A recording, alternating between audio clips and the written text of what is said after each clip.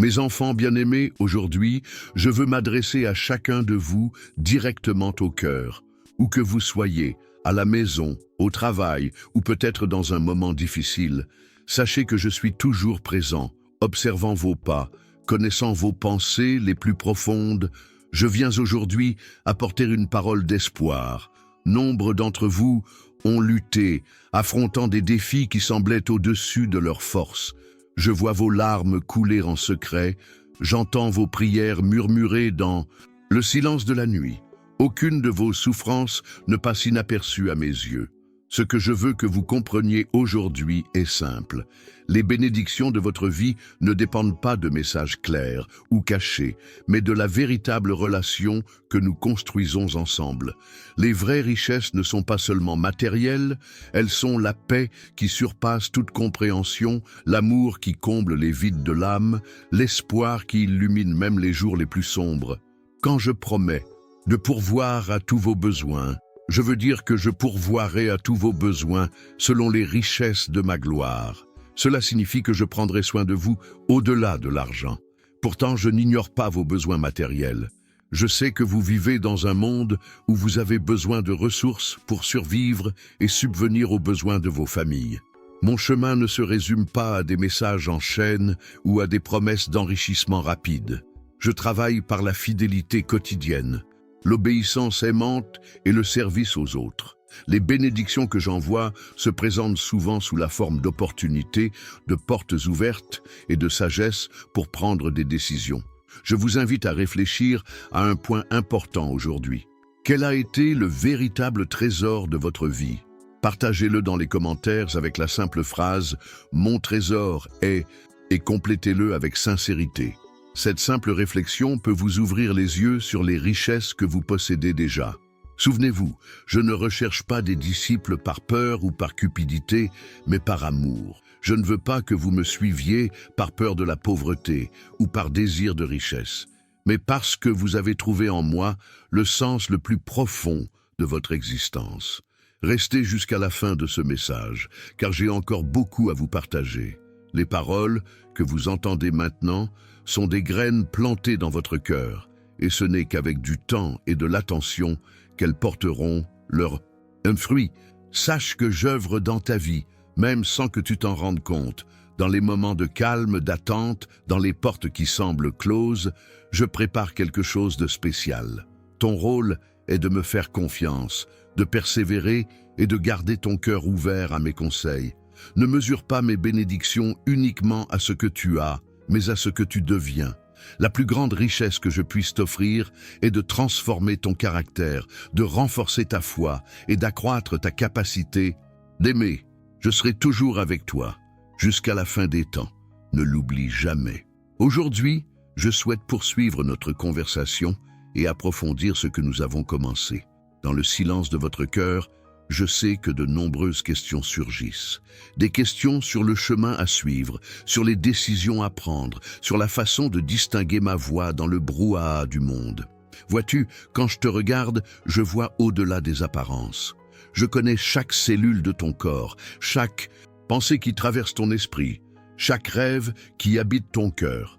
Rien en toi ne m'est étranger. Je t'ai créé avec un but, une intention délibérée. Beaucoup d'entre vous traversent la vie à la recherche de signes. Vous les recherchez dans des événements extraordinaires, des coïncidences marquantes, des moments de grande émotion. Et oui, il m'arrive de m'exprimer par ces moyens. Mais sachez que je parle aussi de l'ordinaire, du quotidien, de ce qui semble banal.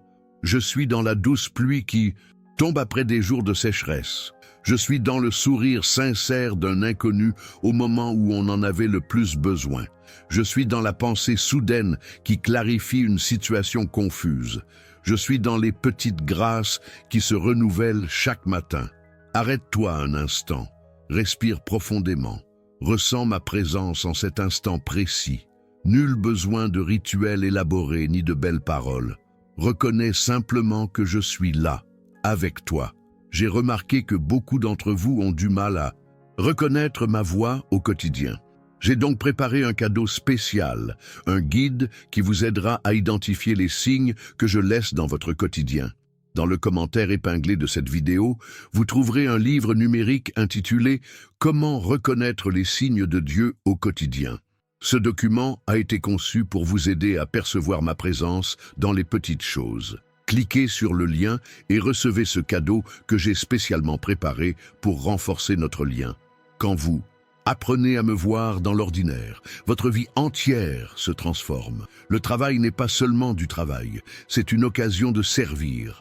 La difficulté n'est pas seulement un obstacle, c'est une invitation à la croissance. Une rencontre fortuite n'est pas une simple coïncidence, c'est une connexion divine. J'aimerais que vous partagiez une expérience avec moi. Après avoir regardé cette vidéo, laissez la phrase suivante dans les commentaires. J'ai reconnu Dieu quand? Et complétez-la par un moment simple où vous avez ressenti ma présence. Cet exercice vous aidera à entraîner votre regard spirituel à me voir dans les petites choses. Souviens-toi que l'ennemi de ton âme travaille sans relâche pour te rendre aveugle à ma présence. Il veut te faire croire que je suis distant, indifférent ou absent. Il te murmure des mensonges, te disant que tu es seul, que tes prières ne sont pas entendues, que tes problèmes sont trop grands. Mais je dis, je suis plus grand que tous les problèmes auxquels vous êtes confrontés. Je suis plus puissant que toutes les circonstances adverses. Je suis plus sage que toutes les confusions de votre esprit. Et par-dessus tout, je suis totalement dévoué à votre bien-être éternel. Quand vous vous sentez dépassé, rappelez-vous, je ne vous impose pas de fardeau insupportable.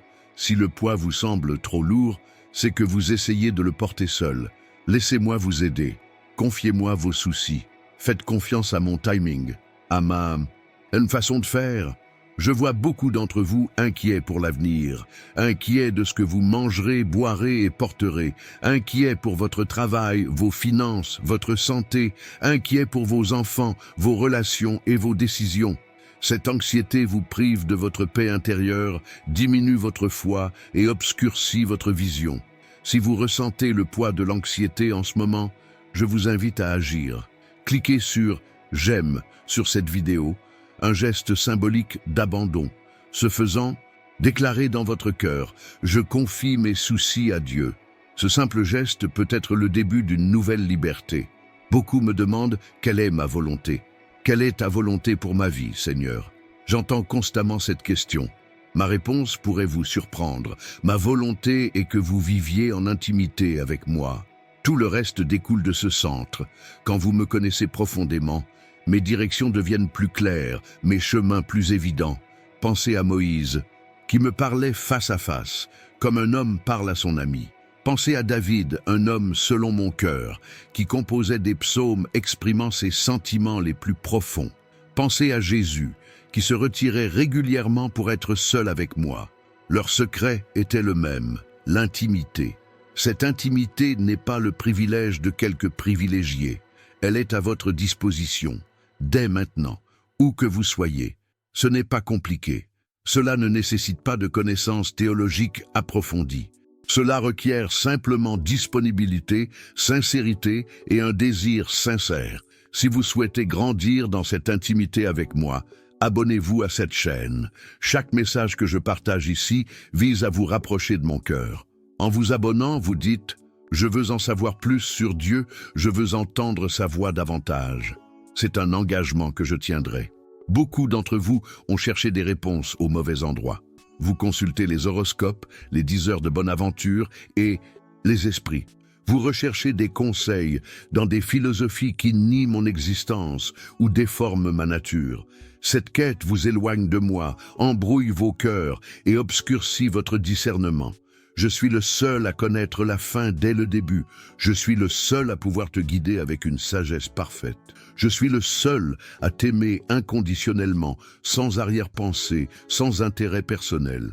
Je vous parle de multiples façons, par ma parole, par la prière, par de sages conseils, par les circonstances, par la création. Mais pour entendre, vous devez être attentif. Vous devez garder le silence, vous devez vous éloigner, de temps à autre, du bruit incessant qui domine votre monde. Essayez de consacrer 5 minutes par jour au silence absolu. Juste 5 minutes, sans téléphone portable, sans télévision, sans conversation, sans distraction. Dans ces moments-là, dites simplement « Parle, Seigneur, ton serviteur écoute ». Et puis, attendez. Ne vous précipitez pas. Ne vous découragez pas si vous n'entendez rien immédiatement. La pratique de l'écoute est une discipline qui se développe avec le temps. Partagez cette vidéo avec quelqu'un que vous connaissez et qui a besoin d'entendre ma voix aujourd'hui. Il traverse peut-être une période difficile, doit prendre des décisions importantes ou se sent simplement seul. Votre geste de partage pourrait être le signal que je lui ai préparé. Ne sous-estimez jamais comment je peux vous utiliser pour toucher les autres. Quant à vos prières, sachez que je les entends toutes, même celles mal formulées, confuses, répétitives, même celles exprimées seulement par des larmes ou de profonds soupirs. Je n'ai pas besoin que vous soyez éloquent, j'ai besoin que vous soyez sincère. Si vous êtes en difficulté, si vous avez l'impression que vos prières s'effondrent et rebondissent, si vous avez l'impression que je ne vous écoute pas, je veux que vous fassiez cette prière maintenant. Répétez-la dans votre cœur. Seigneur, je crois, viens en aide à mon incrédulité. Cette simple prière, priée avec sincérité, ouvrira des portes vers le monde spirituel. N'oubliez pas que je ne réponds pas toujours comme vous l'attendez, ni dans les délais souhaités. Cela ne signifie pas que je ne vous ai pas entendu ou que je m'en fiche. Cela signifie que je vois au-delà de l'immédiat. J'ai une vision d'ensemble. Je ne travaille pas seulement pour votre confort momentané, mais pour votre bien éternel. Beaucoup d'entre vous se demandent « Quel est leur but? Pourquoi suis-je ici? Que dois-je faire de ma vie ?» Ce sont des questions importantes qui méritent qu'on s'y attarde. Mais avant de se demander quoi faire, il faut se demander qui être. L'action découle naturellement de l'être. En cultivant un caractère comme le mien, aimant, patient, bienveillant, fidèle et maître de soi, votre objectif devient plus clair. Les bonnes portes s'ouvrent, les bonnes opportunités se présentent, les bonnes personnes croisent votre chemin. J'ai de grands projets pour toi, des projets plus grandioses que tu ne peux l'imaginer.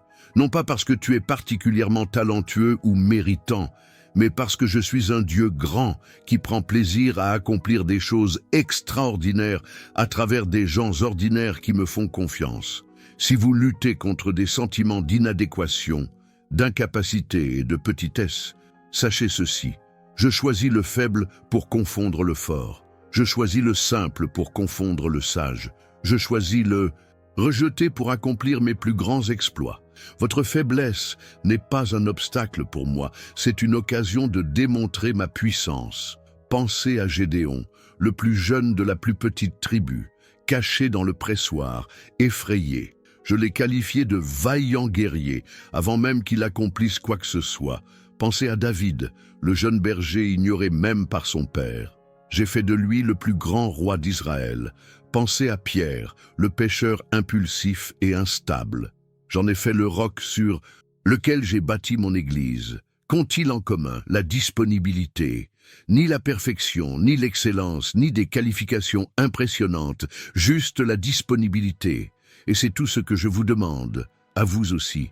Dites maintenant dans votre cœur, « Je suis disponible, Seigneur. Utilise-moi comme tu veux, où tu veux, quand tu veux. » Cette simple déclaration, faite avec sincérité, peut être le tournant de votre histoire. Je voudrais aussi parler du pardon, un sujet que beaucoup d'entre vous évitent. Vous portez en vous de vieilles blessures, des ressentiments profonds et une amertume profondément ancrée. Vous ne réalisez pas qu'en refusant de pardonner, vous blessez non pas tant celui qui vous a offensé, mais avant tout vous-même. Le pardon n'est pas un sentiment, c'est une décision, un choix délibéré de libérer l'autre de sa dette émotionnelle envers vous. Cela ne signifie pas approuver ce qui a été fait. Cela ne signifie pas rétablir immédiatement la confiance. Cela ne signifie pas faire comme si cela n'avait pas fait mal. Cela signifie simplement libérer l'autre et surtout soi-même. Si vous avez besoin de pardonner à quelqu'un, ne remettez plus à plus tard. Faites-en une priorité. La liberté que procure un pardon sincère est incomparable. C'est comme respirer un peu d'air frais après des années passées dans une prison étouffante. En parlant de liberté, beaucoup d'entre vous sont prisonniers de cycles de comportements autodestructeurs, addiction, schémas, de pensées négatives, relations toxiques, choix néfastes répétés. Vous vous sentez impuissant face à ces cycles, vous essayez seul et échouez à chaque fois. Je veux que tu saches, mon esprit en toi est plus puissant que n'importe quelle dépendance, n'importe quel schéma, n'importe quelle habitude bien ancrée. Tu n'as pas à lutter seul contre cela. Laisse ma puissance agir dans ta faiblesse. Abandonne-toi complètement, admets ton impuissance et vois ce que je peux faire. Dans les moments de tentation intense, quand tu as envie de céder, crie simplement « Jésus ». Ce nom a du pouvoir. Ce n'est ni de la magie, ni de la superstition. C'est la reconnaissance que sans moi, tu ne peux rien faire. C'est une ouverture pour que ma force se déverse vers toi. Beaucoup d'entre vous peinent à trouver une direction dans leur vie. Des choix à faire concernant leur carrière, leurs relations, leur logement et leurs études. Vous vous sentez paralysé par la peur de faire le mauvais choix, de me déplaire, de perdre ma volonté parfaite. Sachez que je ne suis pas un Dieu de confusion, mais de paix. Je ne me plais pas à cacher ma volonté, à créer des énigmes indéchiffrables. Je désire vous guider.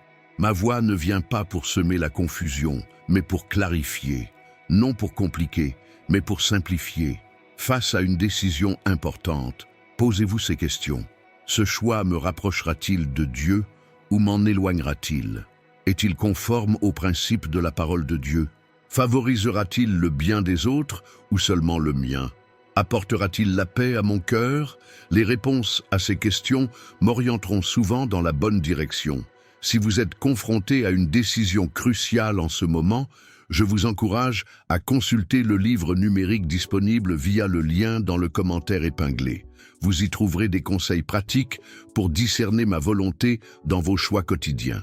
Ce guide sera une boussole fiable pour vos moments de doute. Je veux aussi parler de la souffrance, un sujet que beaucoup évitent ou traitent superficiellement. Pourquoi est-ce que je tolère la souffrance? Pourquoi le mal semble-t-il si souvent triompher? Pourquoi les bonnes personnes traversent-elles de terribles épreuves? Ce sont des questions légitimes auxquelles il ne faut pas répondre par des clichés ou des simplifications. La souffrance dans le monde n'est pas mon désir originel. J'ai tout créé parfait, en harmonie. Le mal est entré par mon libre choix de s'éloigner de moi, source de tout bien.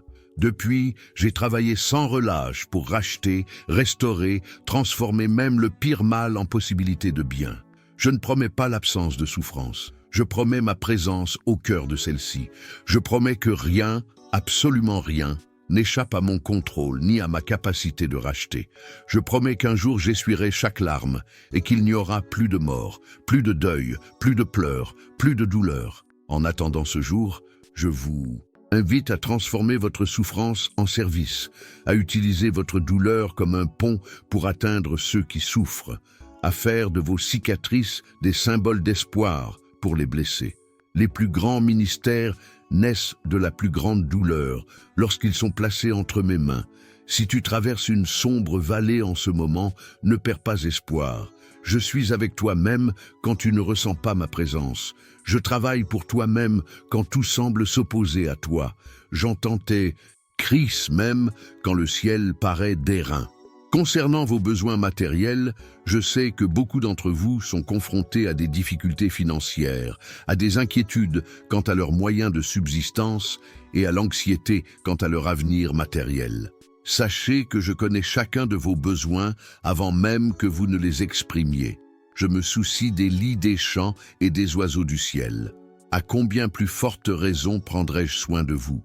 Cela ne signifie pas que vous ne connaîtrez jamais la pénurie, ni que vous vivrez dans l'abondance constante. Cela signifie que je serai avec vous dans l'abondance comme dans le besoin, vous apprenant à être satisfait en toute situation. Cela signifie que vos véritables besoins, et non vos désirs ou vos caprices, seront satisfaits selon ma richesse et ma gloire. Pratiquer la gratitude est essentiel pour bénéficier de ma grâce. En rendant grâce pour ce que vous avez déjà, au lieu de vous plaindre de vos manques, vous ouvrez la porte à davantage de bénédictions. L'ingratitude endurcit le cœur et empêche de voir les dons que je vous ai déjà accordés. Faites cet exercice quotidien. Avant de vous coucher, dressez mentalement la liste de 3 choses pour lesquelles vous êtes reconnaissant.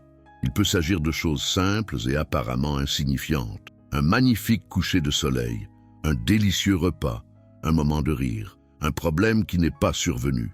Cette habitude transformera votre perspective avec le temps. Et en parlant d'habitude, je voudrais aborder votre vie spirituelle. Beaucoup d'entre vous la considèrent comme quelque chose de séparé du reste de leur existence, comme un espace isolé que l'on ouvre le dimanche ou à des moments précis de prière. Ce n'est pas ainsi que je l'avais envisagé. Votre spiritualité devrait imprégner chaque aspect de votre vie, votre travail, vos loisirs, vos relations, vos décisions quotidiennes, vos pensées les plus intimes. Il n'y a pas de distinction entre le sacré et le improfane pour ceux qui vivent en ma présence. Tout est sacré, tout est une occasion de communion avec moi. Quand vous faites la vaisselle, vous pouvez être en adoration. Quand vous conduisez dans la circulation, vous pouvez pratiquer le fruit de l'esprit. Quand vous interagissez avec des collègues difficiles, vous pouvez pratiquer l'amour agapé. Quand vous vous reposez, vous pouvez célébrer le rythme de grâce que j'ai établi dans la création. Beaucoup d'entre vous ont négligé ma parole. Vous prétendez manquer de temps, avoir du mal à la comprendre ou la trouver inadaptée au monde d'aujourd'hui. Vous ne réalisez pas que vous vous privez de la nourriture la plus essentielle à votre âme. Ma parole est vivante et efficace. Elle est une lampe pour vos pieds, une lumière pour votre sentier. Commencez par de petits pas. Un verset par jour, méditez profondément, vaut mieux que des chapitres lus à la hâte, sans réflexion. Laissez ma parole pénétrer votre vie, y trouver racine et y porter du fruit. Concernant vos relations avec les autres, je constate beaucoup d'isolement, beaucoup de solitude déguisée en indépendance. Je ne vous ai pas créé pour vivre seul. Je vous ai créé pour la communauté, pour les relations, pour une saine interdépendance. Vous êtes membres les uns des autres, vous avez besoin les uns des autres. Cultiver des relations profondes exige vulnérabilité, honnêteté et la volonté d'accepter l'inconfort d'une croissance mutuelle.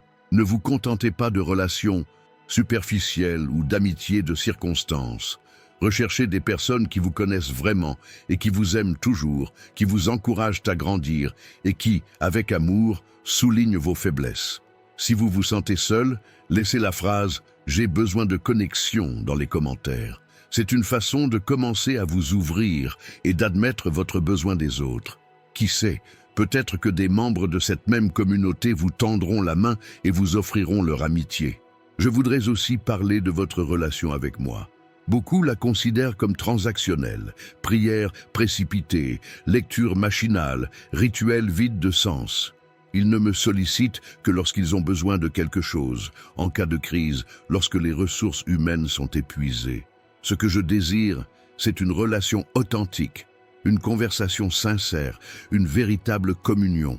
Je veux que tu me connaisses tel que je suis et non tel que tu m'imagines ou tel que d'autres me décrivent. Je veux que tu ressentes ma présence comme une réalité constante et non comme une expérience occasionnelle. Cette relation se développe comme tout autre, avec du temps, de l'attention, de l'honnêteté et de la présence. Il n'y a pas de raccourci, il n'y a pas de technique magique, il n'y a que des rencontres constantes, une recherche sincère et un abandon progressif. Beaucoup s'interrogent sur l'avenir, sur les signes des temps, sur mon retour. Oui, j'ai dit que personne ne me connaît le jour, ni l'heure, mais j'ai aussi dit d'être attentif aux signes, de vivre avec vigilance, d'attendre avec impatience. L'important n'est pas de fixer des dates, ni d'élaborer des théories élaborées.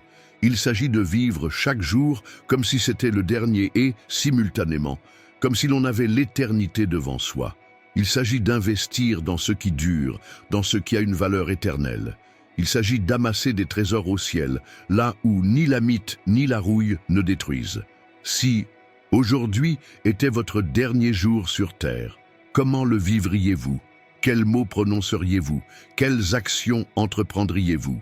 Quelles priorités établiriez-vous? Quelle réconciliation rechercheriez-vous?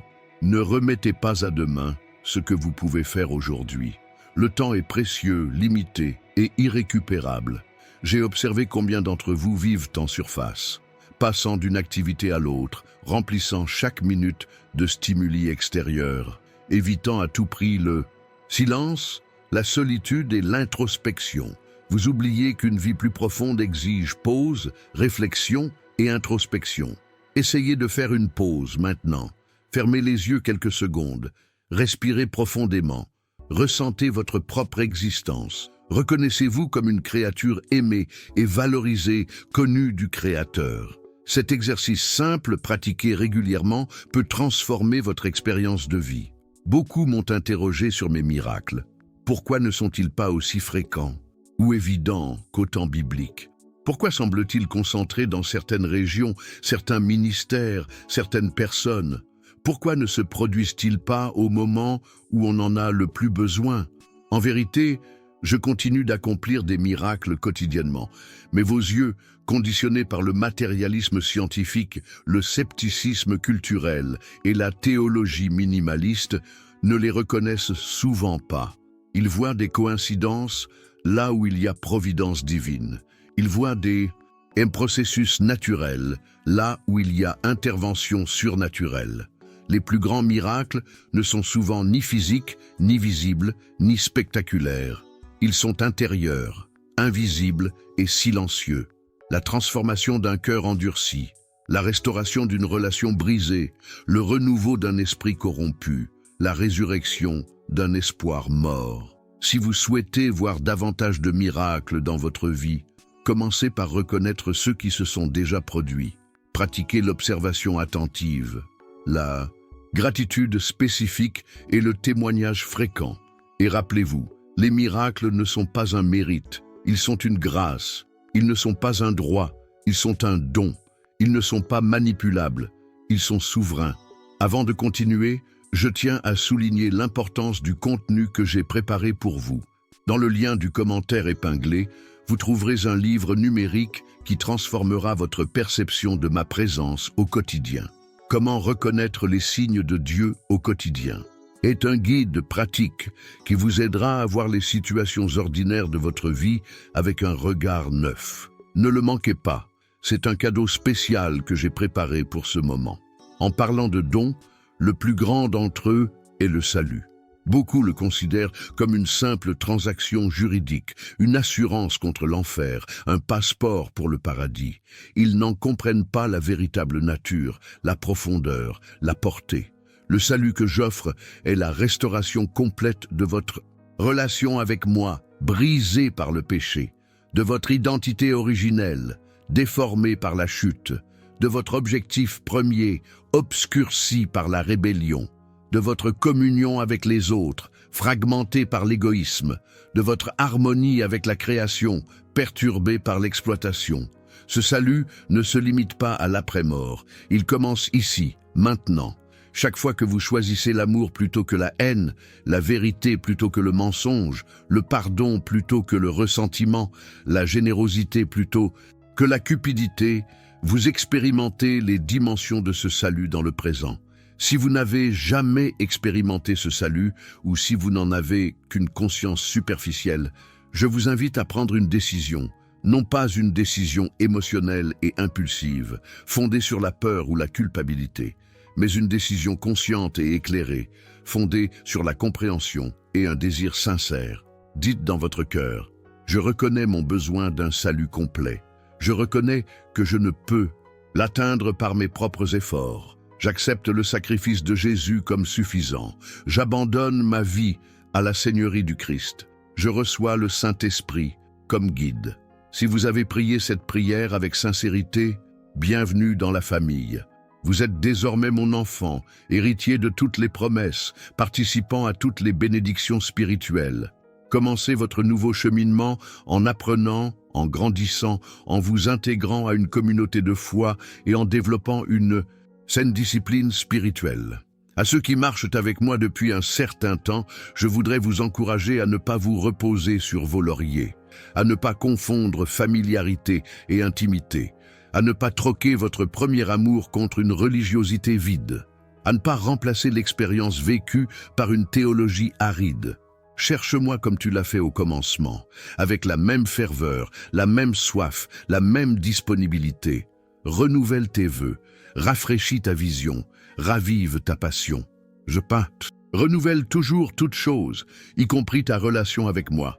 Concernant le monde d'aujourd'hui, je sais que beaucoup sont préoccupés par la polarisation politique, par les crises économiques, par les menaces environnementales, par les conflits internationaux, par les transformations culturelles, par les persécutions religieuses, par les avancées technologiques.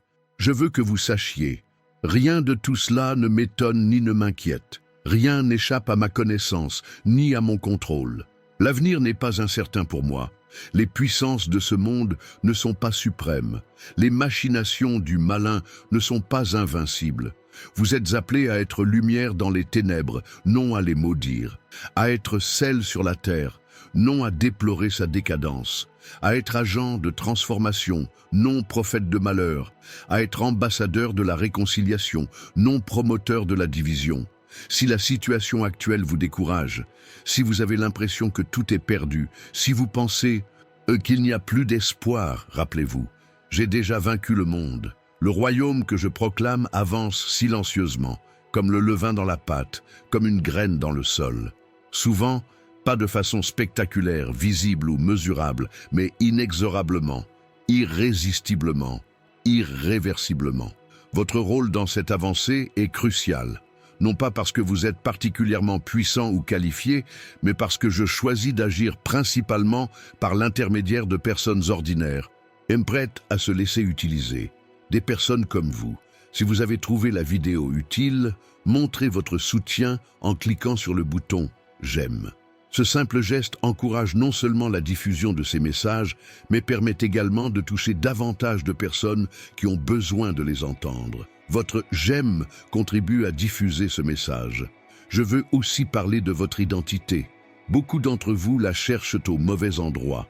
Dans votre travail, dans vos biens, dans vos relations, dans l'opinion que les autres ont de vous, dans les comparaisons que vous faites, dans vos réussites. Ta véritable identité est bien plus profonde, bien plus sûre, bien plus glorieuse. Tu es mon enfant bien-aimé, créé à mon image. Racheté au prix fort, habité par mon esprit, héritier de mes promesses, ambassadeur de mon royaume, porteur de ma gloire. Cette identité n'a pas besoin d'être gagnée, juste reçue. Elle n'a pas besoin d'être prouvée, juste vécue. Elle n'a pas besoin d'être défendue, juste manifestée. Lorsqu'on la comprend et l'accepte, une paix profonde remplace l'anxiété chronique du besoin d'être quelqu'un ou de prouver quelque chose. Beaucoup d'entre vous sont épuisés, pas seulement physiquement, mais aussi émotionnellement, mentalement et spirituellement. Vous portez des fardeaux qui ne vous appartiennent pas. Vous assumez des responsabilités qui ne sont pas les vôtres. Vous vivez selon des attentes que je n'ai pas fixées. Vous poursuivez des normes que je n'ai pas définies. Mon invitation demeure. Venez à moi, vous tous qui êtes fatigués et chargés, et je vous donnerai du repos. Prenez mon joug sur vous et recevez mes instructions, car je suis doux et humble de cœur, et vous trouverez du repos pour vos âmes. Car mon joug est doux et mon fardeau léger. Ce repos n'est ni indolence, ni passivité, ni irresponsabilité. C'est un rythme sain, c'est un équilibre divin, c'est une perspective juste, c'est une confiance totale, c'est la cessation de l'effort personnel et l'abandon au flot de la grâce. La pratique du repos du sabbat, un jour par semaine consacré à s'arrêter, à contempler, à adorer et à célébrer, n'est pas une loi oppressive, mais un don libérateur. C'est une déclaration concrète que vous n'êtes pas défini par vos productions. C'est un rappel tangible que le monde continue de tourner même lorsque vous vous arrêtez. Essayez de revivre cette pratique ancestrale. Choisissez un jour par semaine. Éteignez vos appareils. Évitez de travailler, oubliez vos soucis, connectez-vous à moi, aux autres, à vous-même, à la création. Vous constaterez l'impact sur votre santé globale, votre productivité les autres jours et votre perception du temps. Concernant l'avenir, je vois tant d'anxiété, tant de questions, tant d'inquiétudes, tant de scénarios construits mentalement, la plupart négatifs, tant de temps et d'énergie investie à imaginer ce qui pourrait mal tourner. N'oubliez pas, l'avenir n'est pas un territoire inconnu pour moi. Je suis déjà là, ouvrant la voie, organisant les circonstances, mobilisant les ressources, positionnant les personnes. À votre arrivée, vous trouverez des traces de ma présence passée. Cela ne signifie pas que ce sera toujours facile ou sans difficulté. Cela signifie que vous n'affronterez jamais l'avenir seul, qu'il y aura toujours assez de grâce pour l'instant, qu'il y aura toujours un but plus élevé au travail, qu'il y aura toujours des possibilités de croissance et de service. L'avenir que je vous réserve est plein d'espoir, non pas parce qu'il sera sans difficulté, mais parce que je serai à vos côtés à chaque étape. Beaucoup craignent le lendemain, mais je veux que vous l'abordiez avec confiance, non pas en vos propres forces, mais en ma fidélité indéfectible. Je remarque que vous vous inquiétez souvent de choses qui n'arriveront jamais. Vous gaspillez une énergie précieuse à élaborer des scénarios négatifs. Cette anxiété face à l'avenir vous prive de votre paix intérieure et diminue votre capacité à percevoir les bienfaits du présent. Je veux vous enseigner le secret de vivre un jour à la fois. Il ne s'agit pas de négliger la planification, mais de faire confiance à mes provisions quotidiennes. La manne que j'ai fournie dans le désert suffisait pour une seule journée. Elle n'était ni à thésauriser ni à stocker. C'était une invitation à une dépendance continue, à une confiance renouvelée chaque matin. J'ai remarqué que beaucoup d'entre vous ont du mal à entendre clairement ma voix. Les signes que je laisse sur votre chemin passent inaperçus dans l'agitation du quotidien. C'est pourquoi je vous ai préparé un cadeau spécial. Dans le commentaire épinglé de cette vidéo, vous trouverez le lien vers le livre numérique « Comment reconnaître les signes de Dieu au quotidien ». Ce guide pratique vous aidera à identifier ma présence dans les situations ordinaires et à discerner mes conseils dans les moindres détails. Cliquez maintenant et renforcez notre lien grâce à cette ressource que j'ai créée spécialement pour vous. Vous vous demandez souvent pourquoi je tolère certaines difficultés dans votre vie. Pourquoi je n'élimine pas les obstacles. Pourquoi je ne facilite pas le chemin. Pourquoi je ne réagis pas immédiatement. Je veux que vous compreniez. Certaines batailles sont permises pour vous fortifier. Tout comme le cocon est essentiel au développement des ailes du papillon, vos luttes sont essentielles pour développer une foi solide et un caractère fort. Pensez à Joseph, vendu comme esclave par ses propres frères. Des années de servitude, d'emprisonnement injuste, d'oubli. Il aurait pu m'en vouloir, abandonner, devenir amer. Mais il est resté fidèle, a conservé son intégrité, a gardé espoir. Et quand le moment fut venu, ni avant ni après, je l'ai élevé à une position qu'il n'aurait jamais pu imaginer, pour un but plus grand que ce qu'il pouvait concevoir. Si vous traversez une période difficile en ce moment, vous demandant « Où je suis ou pourquoi je permets votre souffrance ?» Souvenez-vous de Joseph. Souvenez-vous que je travaille en coulisses, même lorsque je semble absent. Souvenez-vous que mes voix sont plus élevées, mes pensées plus élevées, mon timing plus parfait. Si ce message vous touche, partagez cette vidéo avec quelqu'un qui a également besoin de cette parole d'espoir. Votre partage pourrait être l'instrument que j'utiliserai pour atteindre une vie au bord du désespoir, de l'abandon et de la défaite. Ne sous-estimez jamais comment un simple acte d'obéissance peut avoir un impact éternel. En parlant d'impact, beaucoup d'entre vous sous-estiment l'influence qu'ils exercent. Vous pensez que faute de plateforme, de titres, de ressources ou de reconnaissance, vous ne pouvez pas faire la différence. Vous ne réalisez pas que les plus grands impacts naissent souvent des endroits les plus inattendus, des personnes les plus ordinaires, des gestes les plus simples. Un sourire sincère peut changer la journée de quelqu'un. Un mot d'encouragement peut sauver une vie. Une prière sincère peut déplacer des montagnes. Un acte de générosité peut déclencher une révolution de bonté. Un acte de pardon peut briser les cycles générationnels. Ne sous-estimez jamais le pouvoir des petits actes d'obéissance. Je souhaite que vous exerciez cette influence aujourd'hui. Laissez un commentaire avec la phrase suivante. « J'ai décidé d'être une lumière où que je sois ». Cet engagement public vous rappellera votre mission quotidienne, où que vous soyez et quoi que vous fassiez. Ce faisant, vous inspirerez d'autres personnes à prendre le même engagement. Concernant vos relations, je vois tant de besoins de guérison, tant de malentendus non clarifiés, tant de paroles dures non dites. tant d'attentes non communiquées, tant d'hypothèses non vérifiées, tant de blessures non soignées, tant de limites non établies.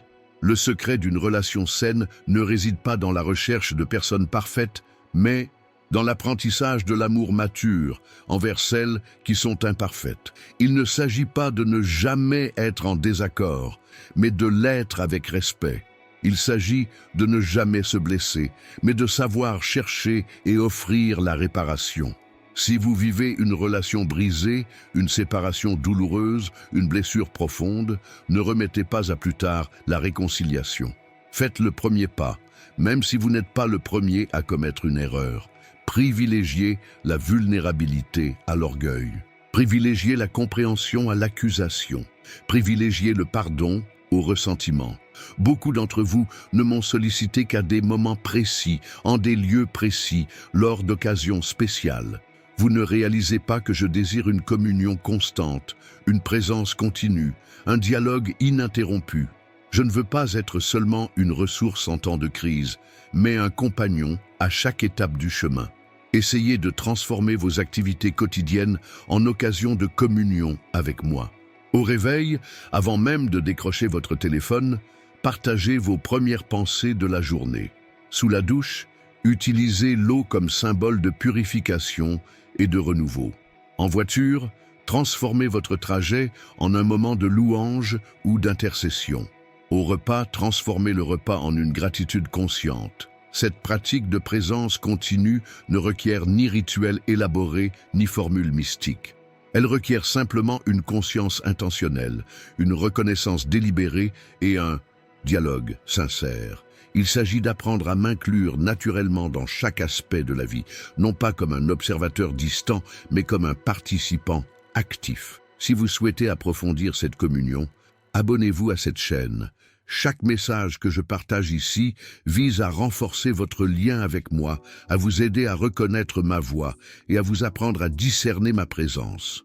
En vous abonnant, vous démontrez votre engagement envers cette croissance continue. J'observe votre lutte contre le péché.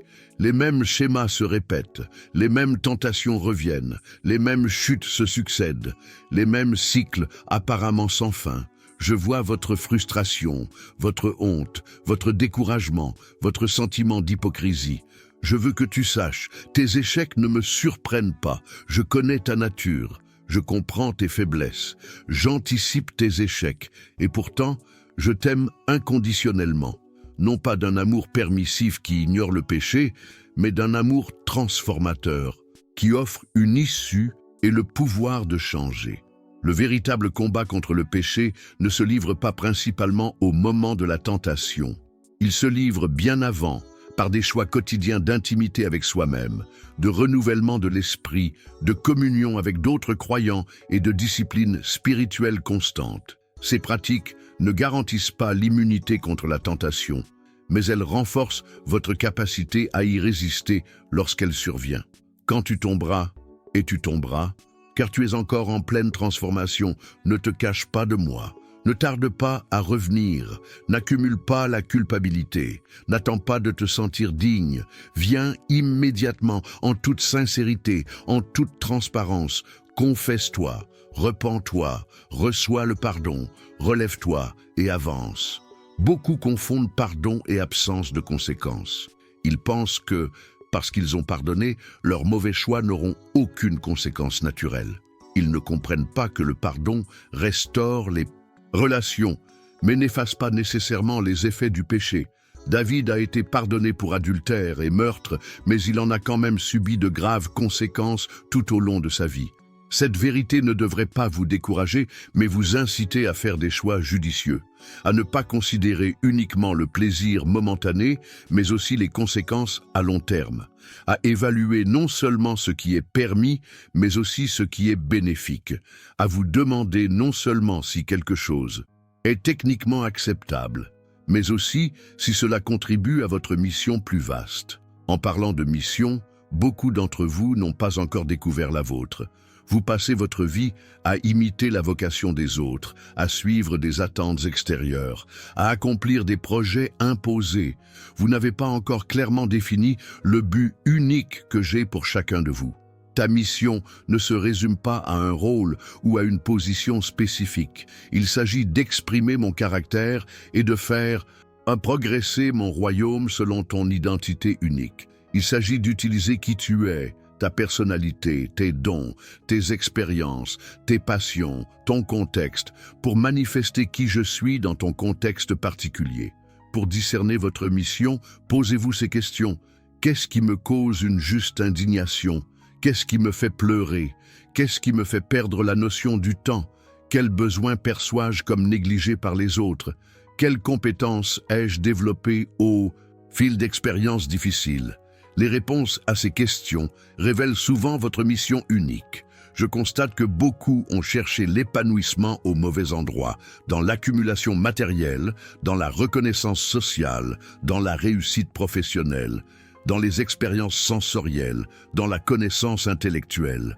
Ils ne réalisent pas que ces sources, si elles peuvent offrir une satisfaction temporaire, ne leur procurent jamais l'épanouissement auquel leur âme aspire. Le véritable épanouissement vient de l'alignement avec le but pour lequel vous avez été créé, de vivre en harmonie avec votre nature profonde, à mon image, de participer consciemment à l'expansion de mon royaume, d'aimer et d'être aimé authentiquement, de grandir continuellement en sagesse et en caractère, de contribuer significativement au bien d'autrui.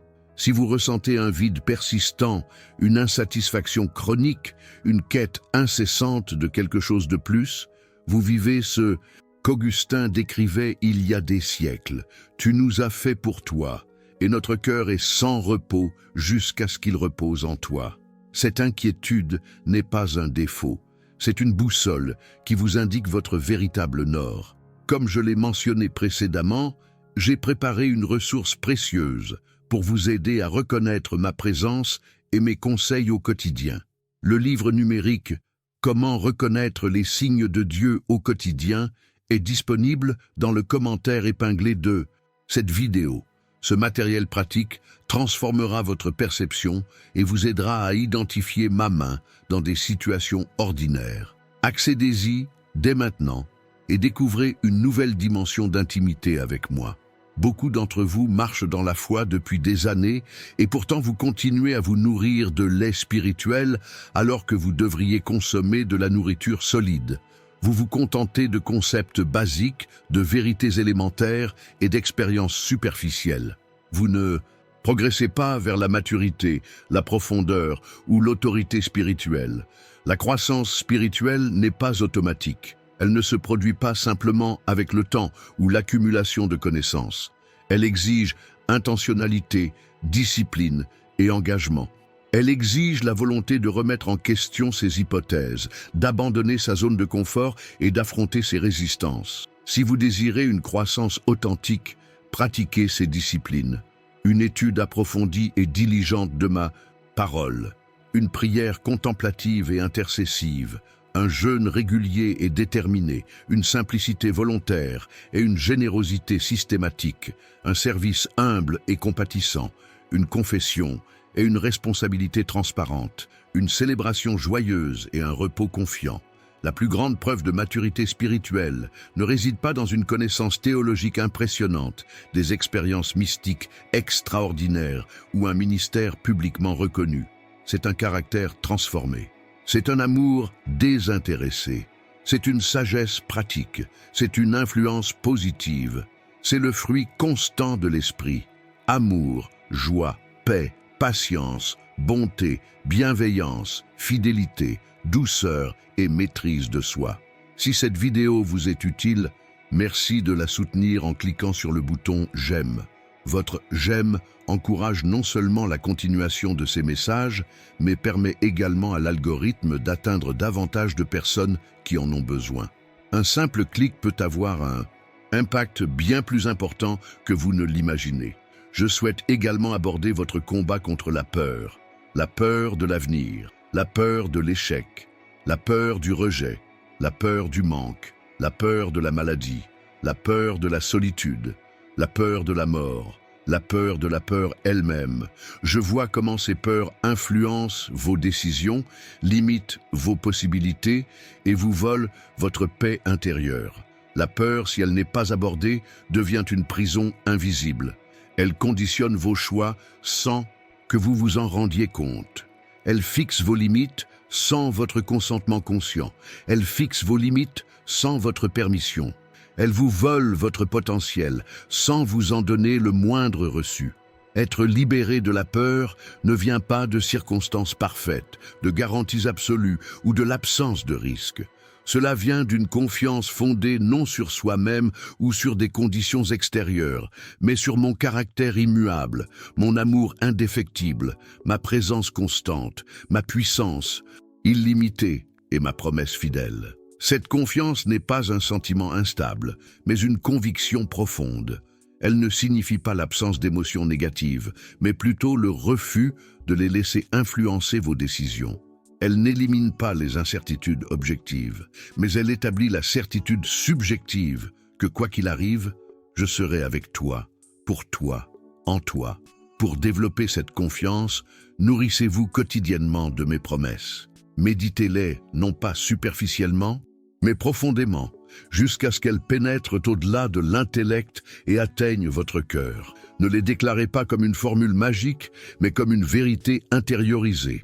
Agissez selon elles, non pas comme une expérience douteuse, mais comme une réalité établie. J'observe également combien nombreux sont ceux qui ont négligé la communauté de foi. Ils pensent pouvoir vivre une spiritualité solitaire, sans engagement envers une communauté locale, sans responsabilité envers un responsable spirituel, sans participer au culte collectif, sans s'engager dans un service commun. Une foi solitaire devient facilement une foi déformée. Sans l'équilibre de la communauté, vos interprétations restent sans correction, vos angles morts, non dévoilés, vos préjugés non modérés, vos dons inexprimés, vos besoins non soutenus. L'Église n'est pas une institution parfaite. C'est un hôpital pour les pécheurs, pas un musée pour les saints. C'est une communauté de personnes imparfaites, cherchant à grandir ensemble. Pas une assemblée d'exemples impeccables.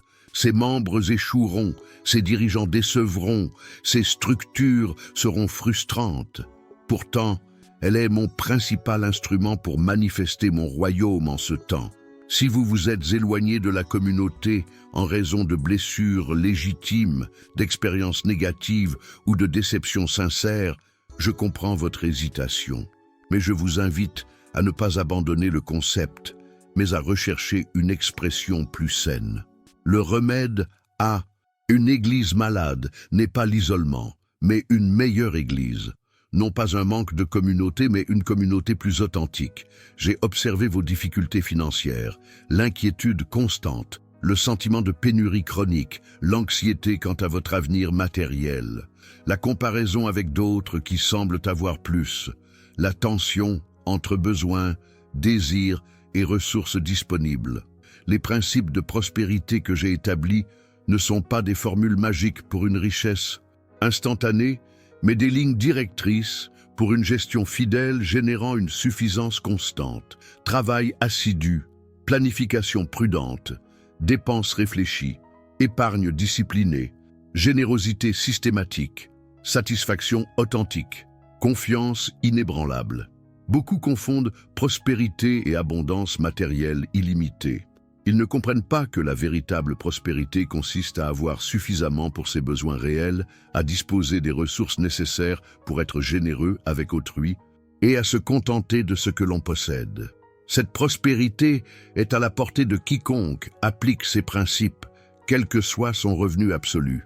Si vous êtes confronté à des difficultés financières, commencez par appliquer ces principes fondamentaux.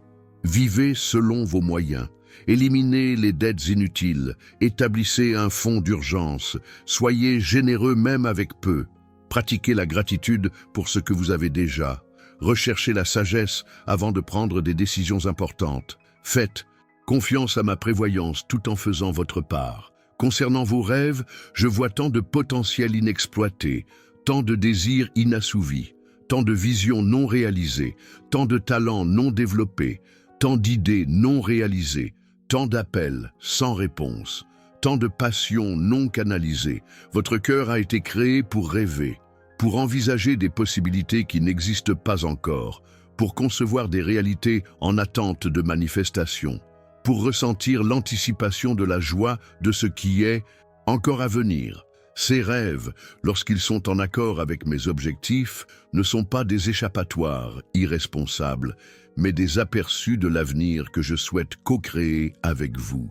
Beaucoup de rêves restent à l'état de potentiel, car vous avez peur de commencer petit. Vous recherchez la perfection immédiate, vous exigez une garantie de réussite, vous comparez vos premiers pas aux résultats finaux des autres. Vous ne comprenez pas que toute grande entreprise commence par des actions modestes, souvent imperceptibles aux yeux des autres. S'il y a un rêve dans votre cœur qui ne vous lâche pas, qui refait constamment surface, qui vous touche profondément lorsqu'on y réfléchit, soyez attentifs. Il pourrait s'agir d'une graine divine plantée en vous. Ne l'étouffez pas avec des doutes constants. Ne le remettez pas indéfiniment à plus tard. Ne le sacrifiez pas sur l'autel de la sécurité ou du confort. Faites le premier pas aujourd'hui. Il peut être petit, imparfait, incertain. Il peut s'agir simplement d'une recherche, d'une conversation exploratoire, d'une première esquisse, d'une modeste expérience. Peu importe. Ce qui compte, c'est d'avancer dans la bonne direction. C'est obéir à l'impulsion créatrice. C'est coopérer avec la graine plantée. Et si le rêve vous semble trop grand, trop intimidant, trop complexe, rappelez-vous, vous n'êtes pas obligé de le réaliser seul. Je suis à vos côtés pour vous inspirer, vous guider, vous fortifier et vous accompagner. Et je vous accompagnerai sur votre chemin avec des personnes stratégiques, mentors, partenaires, soutiens, facilitateurs, qui compléteront vos compétences et amplifieront votre impact. Comme je l'ai mentionné, mon livre numérique « Comment reconnaître les signes de Dieu au quotidien » est disponible via le lien dans le commentaire épinglé. Vous y trouverez des conseils pratiques qui vous aideront à discerner la direction que je prends pour vos rêves et vos projets. N'hésitez pas à consulter cette ressource précieuse que j'ai préparée spécialement pour ce moment de votre vie. Je souhaite également aborder la culture qui les entoure, ses valeurs déformées, ses priorités inversées, ses définitions erronées du succès, ses promesses illusoires de bonheur, sa pression constante au conformisme, son rythme déshumanisant, sa superficialité chronique. Vous êtes appelés à ne pas vous isoler complètement de cette culture, ni à l'absorber sans discernement, mais à vivre comme une contre-culture transformatrice. À promouvoir un mode de vie alternatif, à remettre en question les idées reçues, à proposer un récit différent, à incarner les valeurs du royaume dans un contexte qui les rejette souvent. Cette position contre-culturelle se manifeste par des choix concrets, la simplicité au milieu du consumérisme, la profondeur au milieu de la superficialité, la communauté au milieu de l'individualisme, la générosité au milieu de la cupidité, le repos au milieu de l'hyperactivité, le pardon au milieu de la vengeance, la pureté au milieu de la dégradation, la vérité au milieu de la manipulation. Ne sous-estimez pas l'impact de cette position, vécue avec authenticité, sans arrogance religieuse ni supériorité moraliste, mais avec une humilité sincère et un amour tangible. Elle questionne, intrigue, interpelle et attire. Son témoignage est plus puissant que des milliers de mots. En matière de prière, je constate tant de confusion, tant d'idées fausses, tant d'approches déformées, tant d'attentes irréalistes, tant d'expériences décevantes, tant de pratiques infructueuses, tant de questions sans réponse. La prière n'est pas avant tout une technique pour accomplir des choses, mais un moyen de communion avec soi-même. Ce n'est pas avant tout un monologue informatif, mais un dialogue transformateur. Ce n'est pas avant tout une obligation religieuse, mais un privilège relationnel.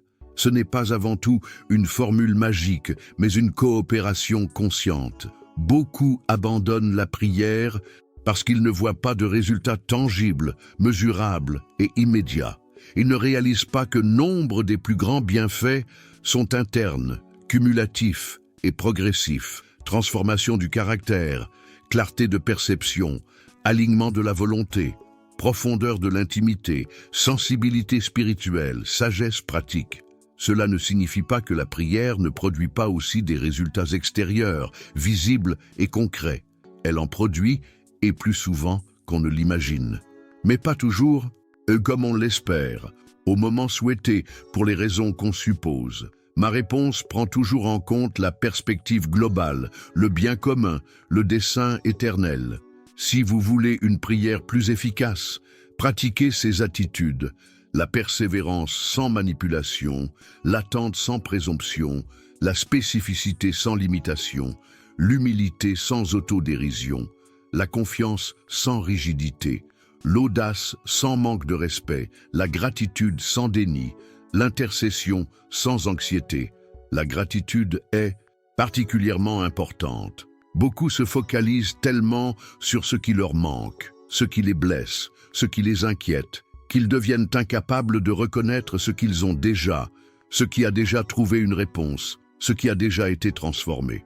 Cette ingratitude chronique affaiblit la foi, obscurcit la perception et endurcit le cœur. Essayez de commencer chaque temps de prière par une action de grâce délibérée, précise et sincère. Non pas comme une formule manipulatrice pour obtenir davantage, mais comme une reconnaissance sincère de ce que vous avez déjà reçu.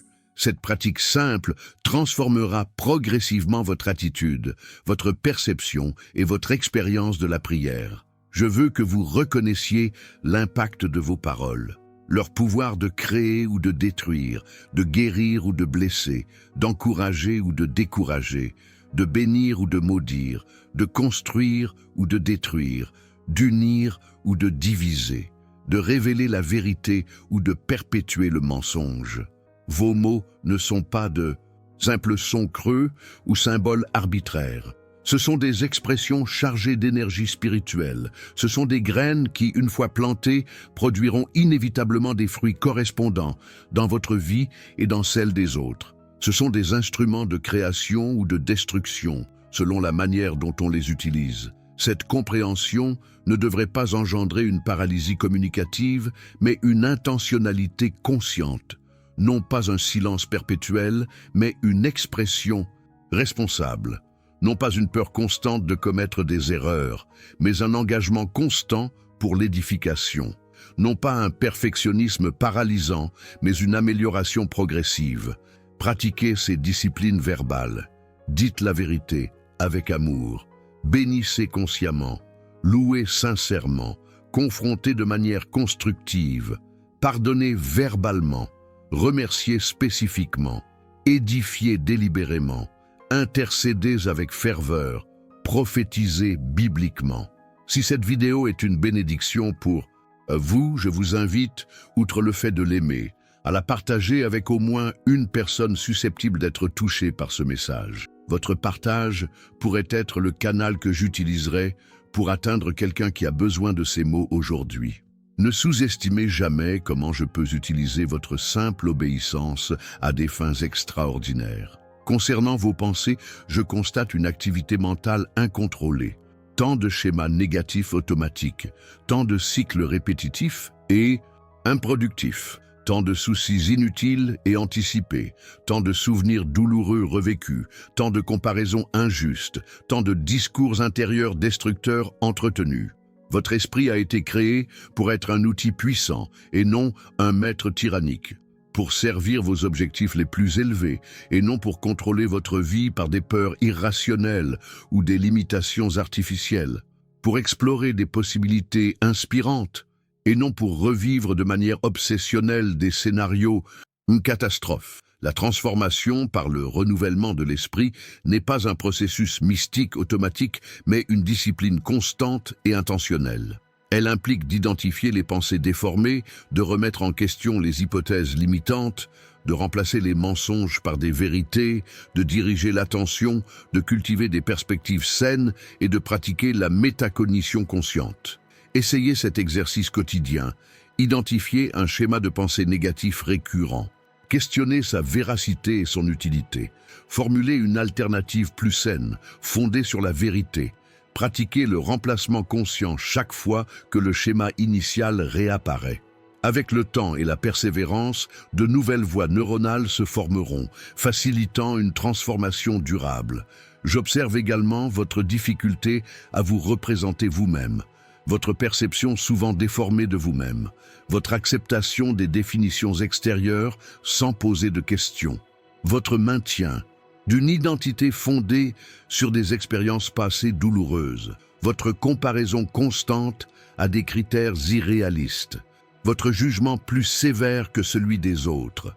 Je veux que tu saches, ton identité ne se détermine pas par tes échecs ou tes succès, tes caractéristiques ou tes limites, tes possessions ou tes privations, tes relations ou tes rejets, tes émotions ou tes pensées, tes actes ou tes omissions. Ton identité essentielle est celle d'être mon enfant bien-aimé, créé à mon image, doté d'une valeur intrinsèque, destiné à un but éternel. Cette vérité n'est pas simplement un concept théologique abstrait, mais une réalité pratique qui, lorsqu'elle est pleinement acceptée, transforme radicalement la façon dont vous vous voyez, dont vous vous traitez, dont vous vous présentez au monde, dont vous répondez aux critiques, dont vous gérez les échecs, dont vous célébrez les victoires, dont vous faites face aux défis.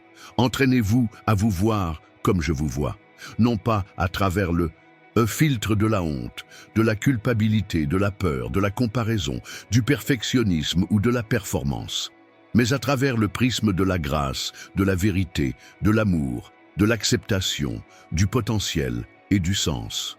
Ce changement de perspective est le fondement de toute transformation authentique et durable. N'oubliez pas d'accéder au livre numérique « Comment reconnaître les signes de Dieu au quotidien » via le lien dans le commentaire épinglé. Cette ressource vous aidera à identifier non seulement ma présence dans les circonstances extérieures, mais aussi ma voix dans les mouvements intérieurs de votre esprit.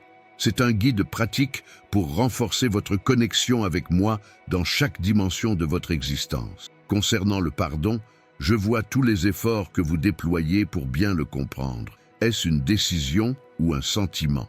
Un processus ou un événement? Est-il instantané ou progressif? Est-il conditionnel ou inconditionnel? Est-ce une réconciliation ou une libération? Est-ce un oubli ou un souvenir sans amertume? Est-ce une justification du tort ou une libération de l'offenseur? Le pardon est avant tout une décision consciente de libérer l'autre de sa dette émotionnelle, qu'il le mérite ou non, qu'il le demande, le reconnaisse ou qu'il change. Cette décision enclenche un processus qui, avec le temps, transforme également les sentiments.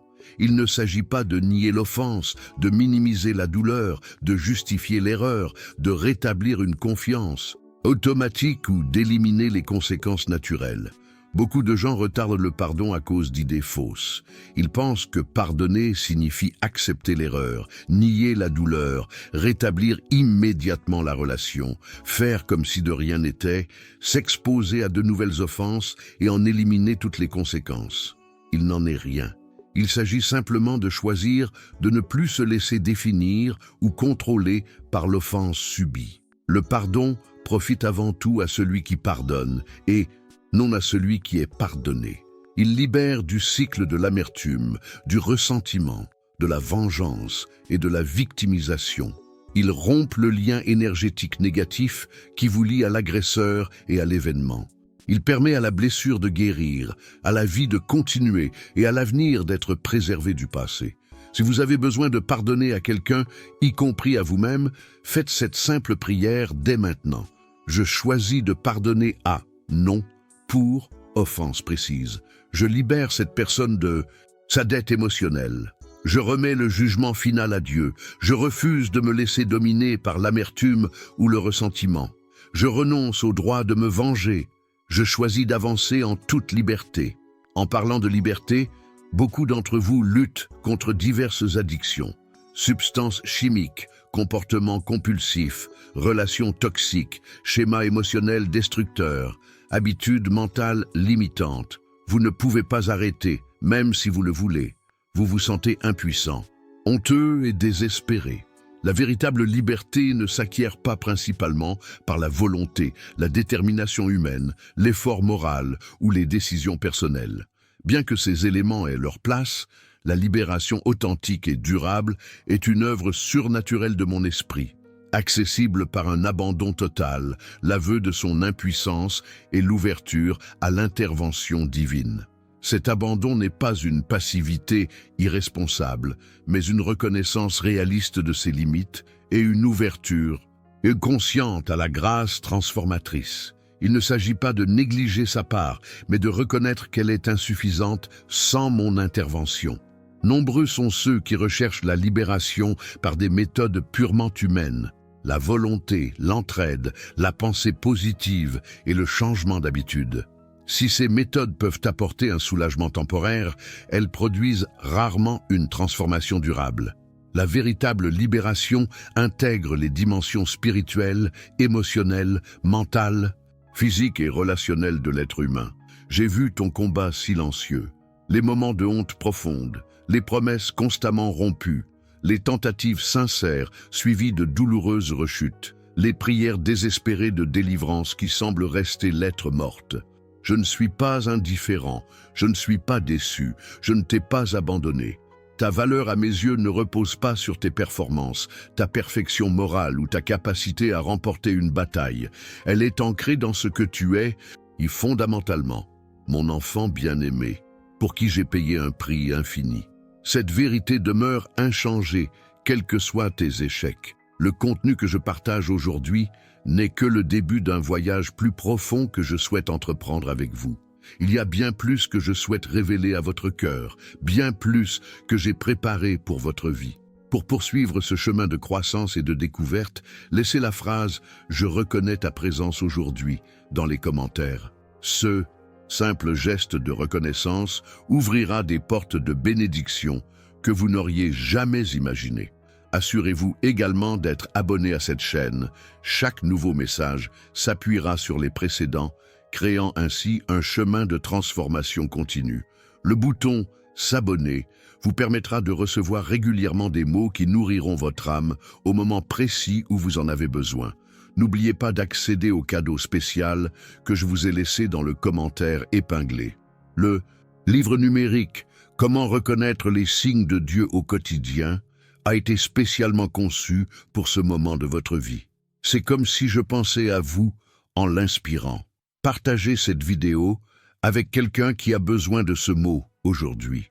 Vous ne savez peut-être pas exactement de qui il s'agit, mais votre cœur ressentira l'appel. Suivez-le. Cette personne qui vous vient à l'esprit en ce moment fait face à un combat que vous ignorez. Et ces mots pourraient être exactement ce qu'elle a besoin d'entendre. Prions ensemble pour conclure ce moment privilégié. Père Céleste, touche le cœur de ceux qui entendent ces paroles. Qu'elles ne soient pas de simples informations, mais une révélation vivante. Qu'elles pénètrent au-delà de l'intellect, atteignant les profondeurs de l'âme. Qu'elles soient des graines plantées dans un sol fertile, produisant des fruits abondants en temps voulu. Fortifie, responsabilise et guide chacun de ceux qui ont reçu ce message. Au nom de Jésus, Amen. Maintenant, n'oubliez pas de regarder la vidéo en description.